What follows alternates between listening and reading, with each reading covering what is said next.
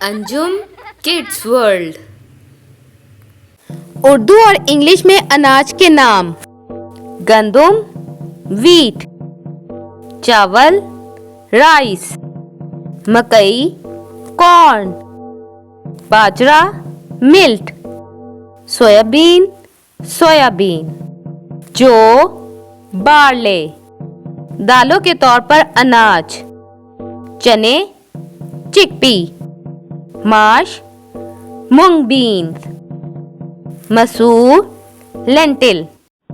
खुश्क मसाला जात के नाम: जीरा क्यूमिन, सौंफ फिनल, क्लोंजी निजीला सीड, अजवाइन कैरम सीड, सूखी हल्दी ड्राइड टर्मेरिक, दालचीनी सिनेमन, तेजपात बे लीफ, बड़ी इलायची ब्लैक कार्डमम, छोटी इलायची ग्रीन कार्डमम, काली मिर्च ब्लैक पेपर, लाल मिर्च रेड चिली, लौंग क्लव्स, जायफल नटमेग, बादियान स्टार एनिस।